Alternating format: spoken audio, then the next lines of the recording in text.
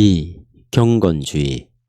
정통주의 신학은 구원의 질서라고 하는 하나의 교서를 내놓았는데 이것은 다음에 위대한 종교운동, 곧 경건주의의 이행을 이루게 했다.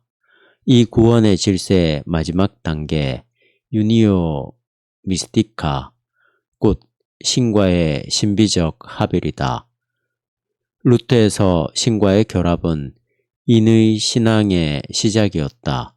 그런데 정통주의 신학이 도달하지 않으면 안 될 특정한 상태로서 유니오 미스티카의 사상을 교회의 전통에서 이어받았는데 이 순간부터 신앙 개념은 지적인 것이 되었다. 루터에서는 신앙이라는 것과 신과의 결합이라는 것이 하나였는데 정통주의에서는 그것이 분리되었다. 말하자면 신앙이란 참된 교설에 대한 지적인 승인이 되었고 신과의 결합은 신비적 경험의 내용이 되었다. 루터의 초기의 발전은 신비주의의 영향 아래 있었다. 특히 독일 신비주의 시대에서 내려온 고전적인 건전한 책, 독일 신학의 영향 아래 있었다. 루터의 신학은 신에 대한 인격적 관계에 바탕하고 있었으며 따라서 거기에는 신비주의적 요소가 들어있어서 경건주의는 이것과 다시 결합할 수가 있게 되었다.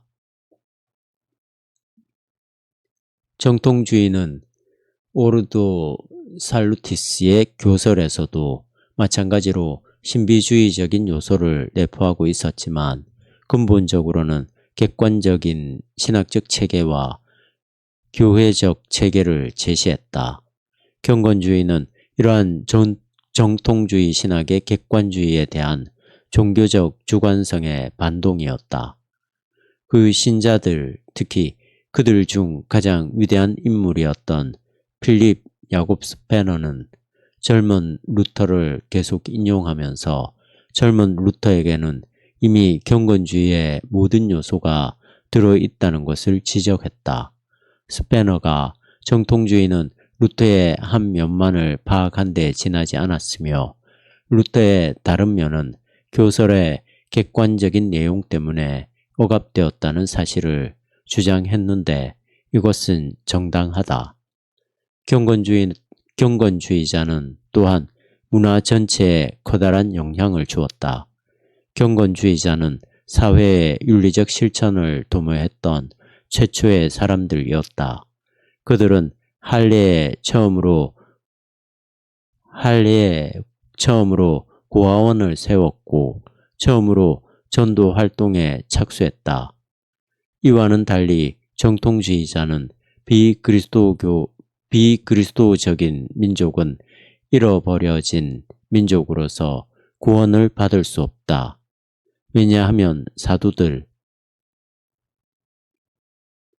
이를테면 사도 토마스는 인도에서 복음을 전했다고 한다.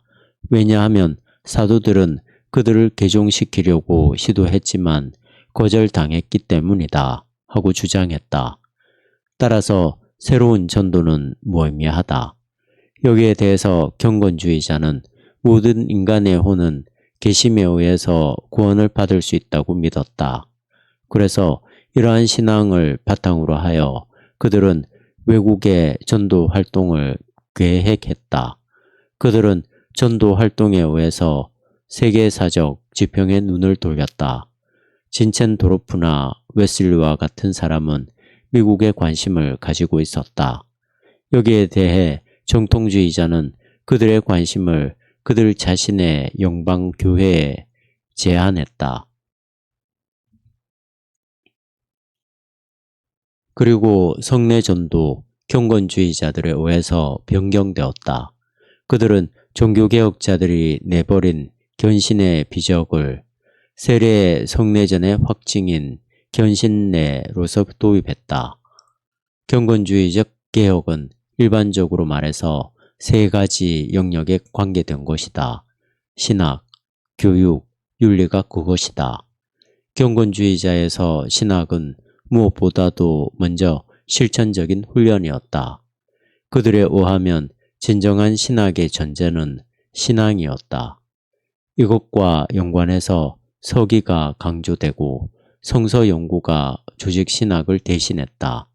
조직신학에 대한 성서신학의 우위가 인정된다면 그것은 언제나 거의 경건주의의 영향의 소치다. 신학자는 다른 사람을 교화하려고 하기 전에 먼저 자기 자신의 성서에 의해서 교화를 받지 않으면 안 된다. 경건주의에서 교회는 단지 회중이 수동적으로 움직이고 그저 설교나 듣기 위해서 모이는 집단이 아니다. 교회의 담당자는 단순히 성직자뿐이 아니라 평신도 드리기도 하다. 경건주의자는 이러한 사상에 의해서 만인사제라는 루터의 교서를 받아들였을 뿐 아니라 장로파적인 요소를 루터주의적인 교회 안에 끌어들였다.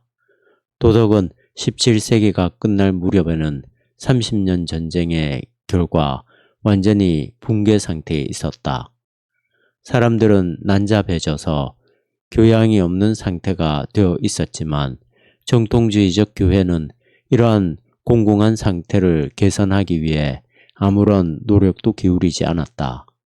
여기에 대해 경건주의자는 그리스도교적인 삶에 무거운 짐을 스스로 걸머지고 도덕을 재건해 보려고 했던 그리스도인들을 그들 주위에 모았다. 그들의 주요한 관심사는 삶의 성화에 있었다. 이것은 모든 종파운동이 도달하려고 애썼던 목표이기도 하다. 개인의 성화는 무엇보다도 이 세상적인 즐거움, 이 세상적인 사랑의 부정을 의미한다. 이 점에서 정통주의자와 중요한 논쟁이 있었는데 이 논쟁점의 하나는 아디아 포라의 문제였다. 이것은 도덕적 입장에서 보아 선이라고도 악이라고도 말할 수 없는 일이나 행위가 존재하는가 그렇지 않는가의 문제다.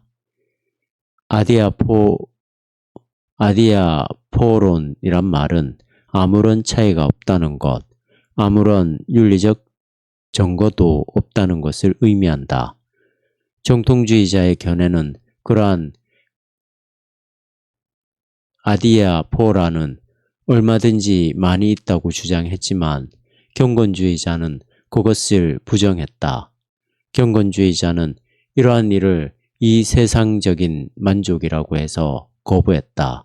스페너 자신은 이런 판단에 대해서 아직은 온건한 태도를 취했지만 그러나 후랑케나 할레의 경건주의자들은 춤을 추는 것이나 연극을 구경한 것이나 우아한 옷차림이나 화려한 연회 따위를 단죄하는데 극단적이었다.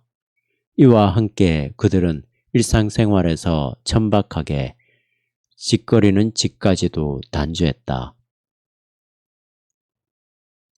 아마도 이 점은 우리도 명심해 두어야 할 것이다. 이 모든 점에서 그들은 청교도들과 비슷했다. 그렇지만 여기에서 내가 말해두고 싶은 것이 있다. 그것은 우리가 미국에서 보고 있는 것과 같은 삶의 충동의 억압이나 음주, 영화 관람, 기경과 같은 것에 대한 단죄는 청교도로 돌아가는 것이라고 하기보다는 오히려 19세기 중엽에 있었던 경건주의적, 복음주의적 운동으로 돌아가는 것이라고 생각된다는 사실이다. 경건주의자들로부터 날카롭게 공격을 받았던 정통주의자들은 자기 편에서도 경건주의자들을 격렬하게 반대했다. 이들 가운데 한 사람은 말룸 피에티스티쿰 경건주의자의 악이라는 표제의 책을 썼다. 이러한 충돌에서 경건주의자 쪽이 마침내 승리자가 되었다. 왜냐하면 그들의 사상 쪽이 16세기와 17세기의 객관주의와 권위주의에서 떠나 다음에 오는 18세기와 19세기를 지배했던 자율의 원리에 이르는 시대의 경향에 상응했기 때문이다.